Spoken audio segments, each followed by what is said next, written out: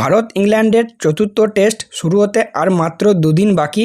তার আগেই ভারতীয় ক্যাম্পে কিন্তু বেশ কিছু সমস্যার সৃষ্টি হয়েছে।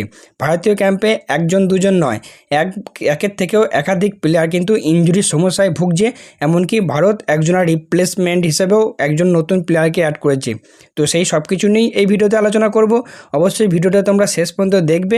আর এরকমই cricket related news, update, analysis video সবার আগে পাওয়ার জন্য চ্যানেলটিকে সাবস্ক্রাইব করে নেবে। সো চলো ভিডিওটা শুরু করা যাক। তো প্রথমে যদি ঋষভ পান্তের ইনজুরি নিয়ে কথা বলি, তো ঋষভ পান্তের ইনজুরি তো তৃতীয় টেস্টেই হয়েছিল, সেটা সবাই জানো, এবং তারপর কী হয়েছে সেটাও জানো। বাট তৃতীয় টেস্ট শেষ হয়ে যাওয়ার পর থেকে ঋষভ পান্তের ইনজুরি নিয়ে সেরকম কোনো মেজর আপডেট কিন্তু পাওয়া যায়নি, এবং ভারতীয় টিম সেরকমভাবে কোনো প্র্যাকটিসও করেনি যে সেখান থেকে কোনো আপডেট পাওয়া যাবে। তো তবে নিউজ অনুযায়ী একটা খবর শোনা যাচ্ছে যে ঋষভ পান্তের যে ইনজুরি সেটা কিন্তু এখনও পর্যন্ত পুরোপুরি ঠিক হয়নি। হতে পারে ঋষভ পান্ত চতুর্থ টেস্টে নাও খেলতে পারে, বা তার থেকেও যে নিউজটা সবথেকে বেশি শোনা যাচ্ছে সেটি হলো ঋষভ পান্ত চতুর্থ টেস্টে একজন পিওর ব্যাটসম্যান হিসেবে খেলতে পারে, এবং সে কিন্তু যদি খেলে তাহলে কিন্তু উইকেট কিপিং করবে না, এরকমটাই শোনা যাচ্ছে। এবার তাহলে প্রশ্ন, উইকেট কিপিং কে করবে? তো শোনা যাচ্ছে ধ্রুব জুরেল তার পরিবর্তে উইকেট কিপিং করতে পারে, কারণ ধ্রুব জুরেলকে রিসেন্টলি উইকেট কিপিং প্র্যাকটিস করতে দেখা গেছে। কারণ তৃতীয় টেস্টে যে ধ্রুব জুরেল কিপিং করেছে সেখানে বেশ কিছু বাইস সে কিন্তু দিয়েছে, বেশ কিছু ক্যাচ মিস করেছে বা বাই রান দিয়েছে যেটাকে বলে। তো তার জন্য তাকে কিন্তু এই চতুর্থ টেস্টের আগে ভালো রকমভাবে খুবই বেশি পরিমাণে উইকেট কিপিং প্র্যাকটিস করতে দেখা গেছে। তো সেখান থেকেই এরকম কিছু নিউজ আসছে যে ঋষভ পান্ত চতুর্থ টেস্টে একজন পিওর ব্যাটসম্যান হিসেবে খেলতে পারে, এবং করুণ নায়ারের পরিবর্তে ধ্রুব জুরেল খেলবে, এবং সে কিন্তু উইকেট কিপিং করবে।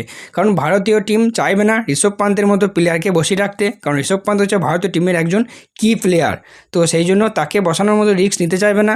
আবার যদি তাকে খেলায়, তার ইনজুরি যদি পুরোপুরি সুস্থ না হয়, তাহলে কিন্তু পরবর্তীকালে আরও বড় সমস্যার সম্মুখীন হতেও পারে ঋষভ পান্ত, এবং আরও বড় ধরনের চোট কিন্তু পেতে পারে। তো সেই জন্য এই একটা প্ল্যান হতে পারে যে ঋষভ পান্ত একজন পিওর ব্যাটসম্যান হিসেবে খেললো, এবং ধ্রুব জুরেল করুণ নায়ার পরিবর্তে খেললো এবং কিপিং করলো, এরকমটাই শোনা যাচ্ছে। পরবর্তী যে আপডেট সেটি হলো আর্শদীপ সিংকে নিয়ে। তো চতুর্থ টেস্ট থেকে রুলড আউট হয়ে গেল আর্শদীপ সিং, এমনকি শোনা যাচ্ছে যে পঞ্চম টেস্ট থেকেও সে কিন্তু রুলড আউট হয়ে যেতে পারে তার হাতে ইনজুরির জন্য। এবার সবাই বলবে সে তো খেলেই নাই, তাহলে রুল আউট কী করে হলো?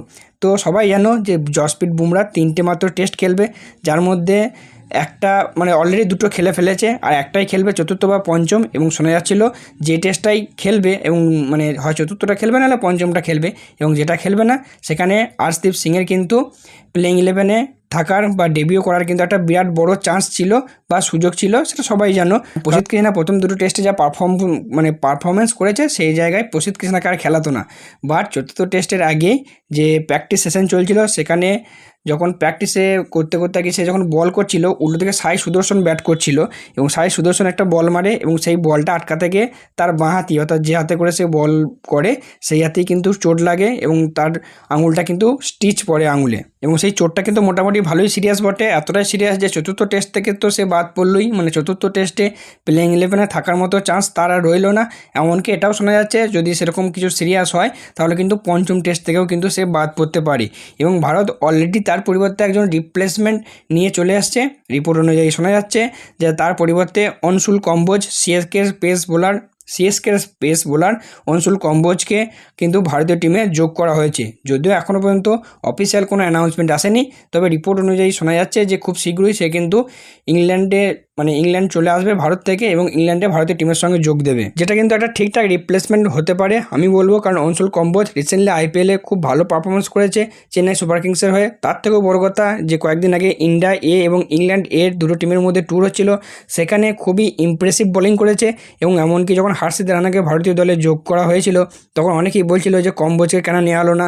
সে ভালো স্পেসে ভালো পেস নিয়ে বল করেছে, প্লাস গুড লাইন লেন্থে বল করেছে, এবং 5টা না 6টা উইকেটও নিয়েছে যে দুটো টেস্ট হয়েছে সেই টেস্টে। তো সেটাই আর কি, সেই জন্যই শোনা যাচ্ছে যে তাকে কিন্তু ভারতীয় দলে যোগ করা হয়েছে। তো ভারতীয় টিমের সমস্যা কিন্তু এখানেই শেষ নয়, এরপরের পরবর্তী যে সমস্যা সেটা হচ্ছে আকাশদীপকে নিয়ে। তো শোনা যাচ্ছে চতুর্থ টেস্টে কিন্তু আকাশদীপও না খেলার সম্ভাবনা রয়েছে, কারণ তৃতীয় টেস্টে আকাশদীপও কিন্তু হালকা ফুলকা একটু চোট পেয়েছিল। এমনকি ম্যানচেস্টার রওনা দেওয়ার আগে ভারতের যে লন্ডনে যে প্র্যাকটিস সেশন হয়েছিল লাস্ট দিন, সেই প্র্যাকটিস সেশনে আকাশদীপকে কিন্তু বল করতেও দেখা যায়নি, এবং তার ইনজুরিটাও মোটামুটি একটা বটে। তো ভারতীয় টিম চাইতেই পারে তাকে নিয়ে না রিস্ক নিতেই পারে, তো তাকেও কিন্তু চতুর্থ টেস্ট থেকে রেস্ট দিতে পারে এরকমটাই কিছু শোনা যাচ্ছে। এখন সবথেকে বড় প্রশ্ন যে যদি আর্শদীপ সিং না খেলতে পায়, আকাশদীপও যদি না খেলতে পায়, তাহলে মানে প্লেইং 11-এ খেলবে কি?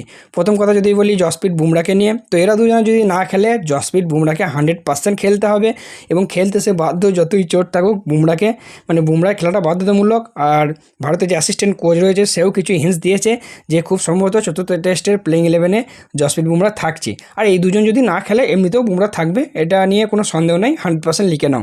এবং তাহলে আরেকজনকে খেলতে পারে, তো শোনা যাচ্ছে কম্বোজ, মানে যাকে আর কি রিসেন্টলি ভারতীয় স্কোয়াডে যোগ করা হয়েছে, তাকেও কিন্তু খেলানো হতে পারে, এরকমটাই শোনা যাচ্ছে। যদি এখনও পর্যন্ত সে ভারতীয় মানে ক্যাম্পে যোগ দেয়নি, তবে ভারত চাইবে না যে প্রসিদ্ধ কৃষ্ণার মতো প্লেয়ারকে আর খেলাতে, কারণ প্রথম দুটো টেস্টে সে যা পারফরমেন্স দিয়েছে খুবই বাজে পারফরমেন্স করেছে। তো ভারতীয় টিম হয়তো তার দিকে আর ঘুরে দেখবে না। অন্যদিকে কম্বোজ রিসেন্টলি ইংল্যান্ডে খুব ভালো বল করেছে, যেটা বললাম, বেশ কয়েকটা উইকেটও নিয়েছে, এমনকি ইমপ্রেসিভ লাইন লেন্থেও বল করেছে। তো সে যদি ঠিকঠাক ছন্দে থাকে, হয়তো এসে আর একদিন দুদিন প্র্যাকটিস করতে টাইম পাবে, তো এসে যদি সে ঠিকঠাক ছন্দে থাকে হয়তো সে ডাইরেক্ট তার ডেবিউ হয়ে যেতে পারে, এরকমটাই কিছু নিউজ শোনা যাচ্ছে। বাকি এই ছিল আজকের আপডেট। এভাবে ডিটেলস কোনো আপডেট এলে অবশ্যই পরবর্তীকালে জানিয়ে দেবো, তার জন্য চ্যানেলটিকে সাবস্ক্রাইব করে নিও, ভিডিওটা ভালো লাগলে লাইক করে দিও। সো চলো দেখা হচ্ছে পরবর্তী ভিডিওতে।